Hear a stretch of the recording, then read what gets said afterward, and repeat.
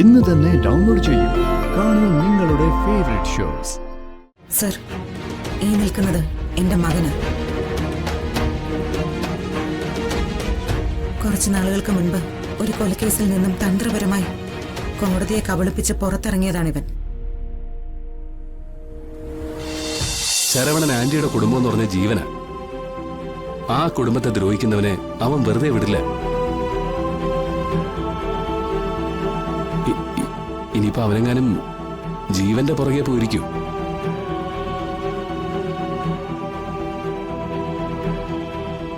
സദാനന്ദേട്ടനെ അവൻ കൊന്നത് ശരവണനാണല്ലോ നമ്മളോട് പറഞ്ഞത്. അതിന്റെ വൈരാഗ്യം ശരവണനോട് ജീവന്റെ മനസ്സിലുണ്ട്. അയ്യോ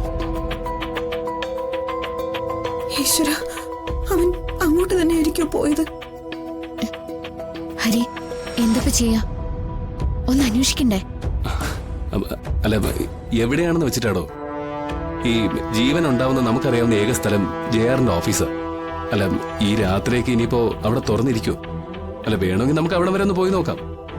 ഏയ്, അവിടെ ഒന്നും ഇപ്പൊ ആരും ഉണ്ടാവില്ല. നമുക്ക് സുജാതെ കുറച്ചു നേരം നോക്കാം. എന്നിട്ടും കണ്ടില്ലെങ്കിൽ വണ്ടിയെടുത്ത് പുറത്തു പോയി നോക്കാം. എല്ലാം കൂടി കേട്ടിട്ട് എനിക്ക് പേടിയാവുന്നു. അത്രയ്ക്ക് പ്രിയപ്പെട്ടവനാ എനിക്ക് ശരവണൻ. അവൻ എന്തെങ്കിലും സംഭവിച്ച പിന്നെ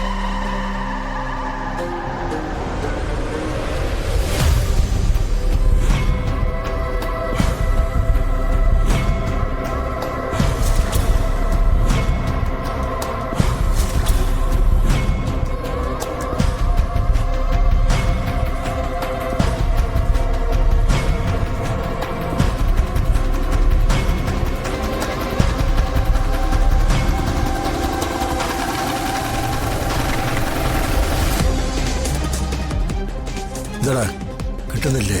കിട്ടുന്നില്ല.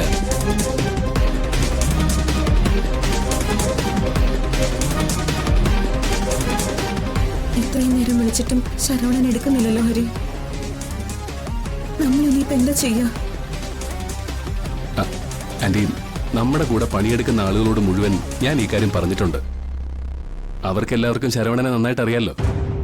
ഇവിടെ ചുറ്റുമുള്ള കടക്കാർക്കൊക്കെ ശരവണനെ നല്ല പരിചയമുണ്ട്. ആർക്കെങ്കിലും എന്തെങ്കിലും സൂചന കിട്ടുന്നുള്ള പ്രതീക്ഷയിലാണ് ഞാൻ.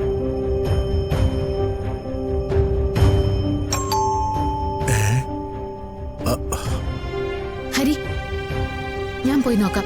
ശരവണനായിരിക്കും.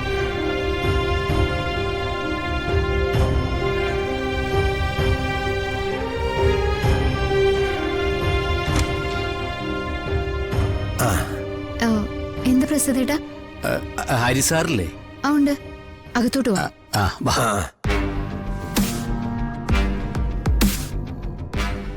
ഓ, നമസ്കാരം. അല്ല, എന്താ ഈ നേരത്ത്? ഹരിസാറെ, ശരവണൻ തിരിച്ചെത്തിയില്ലേ? ഇല്ല, ഞങ്ങൾ അതാ സംസാരിച്ചുകൊണ്ടിരിക്കുന്നത്. ഞങ്ങളിന്ന് ശരവണനെ കണ്ടിരുന്നു. എവിടെ വെച്ചാ? ഞങ്ങൾക്ക് ഇന്ന് സിറ്റിയിലായിരുന്നു പണി. അവിടെ ഞങ്ങൾ ജോലി ചെയ്യുന്നതിന്റെ തൊട്ടപ്പുറത്ത് ഒരു ഒഴിഞ്ഞ കെട്ടിടമുണ്ട്. പകൽ സമയത്ത് അവിടേക്ക് ജെആറിന്റെ വണ്ടി വന്ന് നിൽക്കുന്നതാണ്. അയാൾ ഇറങ്ങി അകത്തേക്ക് പോവുകയും ചെയ്തു. കുറച്ചു കഴിഞ്ഞ് ശരവണൻ അവിടേക്ക് എത്തി. ശരവണനും അകത്തേക്ക് തന്നെയാ പോയത്. അവിടെ പണിത്തിരക്കായതുകൊണ്ട് എനിക്ക് പിന്നെ കൂടുതൽ ശ്രദ്ധിക്കാനും പറ്റിയില്ല. ഞാനിപ്പോ പണിയും കഴിഞ്ഞ് വീട്ടിലിരിക്കുമ്പോ നമ്മുടെ മോനോട്ടറാണ് പറഞ്ഞത്, ശരവണനെ കാണാനില്ല, ഹരിസാർ അന്വേഷിച്ച് നടക്കുകയാണെന്ന്. അല്ല, ആ കെട്ടിടം എവിടെയാ ഉള്ളത്? ആ സെന്റ് ഏതൻസ് ചർച്ചില്ലേ, അവിടുന്ന് മുന്നോട്ട് പോകുമ്പോ വലത് ഭാഗത്തെ കെട്ടിടമാണ്. ഒരു പൊളിഞ്ഞു വീഴാറായ കെട്ടിടം. ആ JR എന്തിനാ അങ്ങോട്ട് പോയെന്ന് എനിക്കറിയില്ല.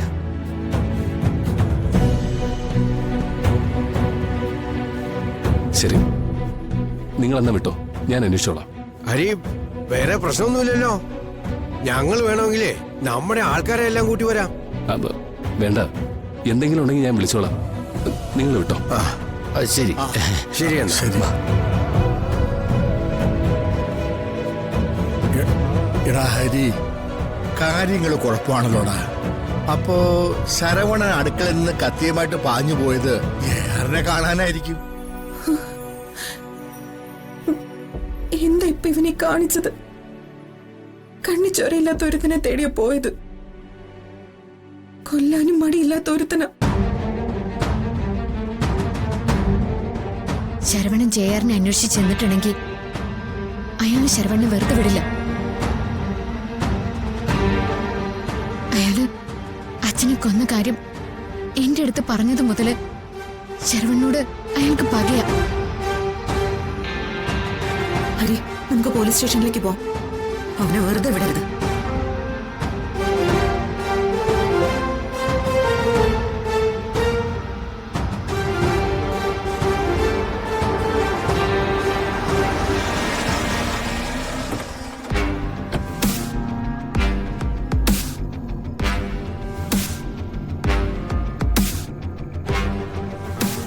എന്താ സാർ ഇഷ്യൂ?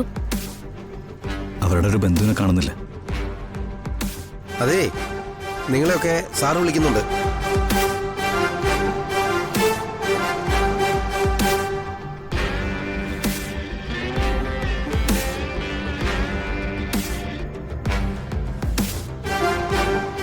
എന്താണോ സർ, ശരവണൻ ഞങ്ങളുടെ കുടുംബത്തിൽ ഒരു അംഗമാണ്. ഇന്ന് വൈകുന്നേരം ശരവണൻ JRന്റെ വണ്ടിയെ ഫോളോ ചെയ്ത് പോകുന്നത് ഞങ്ങൾ കണ്ടതാ. അയാളെന്തിനാ ഇയാളെ ഫോളോ ചെയ്യുന്നത്?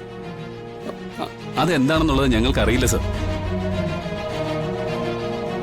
സാറേ, അപ്പഴാ ഞങ്ങളോട് പണി ചെയ്യുന്ന ഒരാൾ വന്ന് ഞങ്ങളോട് പറഞ്ഞത്, അവിടെ അടുത്തൊരു ഒഴിഞ്ഞു കിടക്കുന്ന കെട്ടിടത്തില്ലേ ഈ നിൽക്കുന്ന JRന്റെ പിന്നാലെ ആ ശരവണനും കേറി പോണ കണ്ടെന്ന്. ഇല്ലയോടാ? ആ.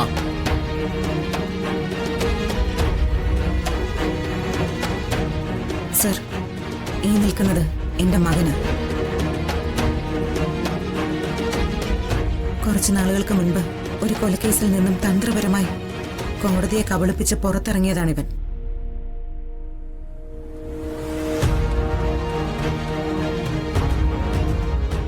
ഇയാൾക്ക് ഞങ്ങളോട് പകയുണ്ട് സർ.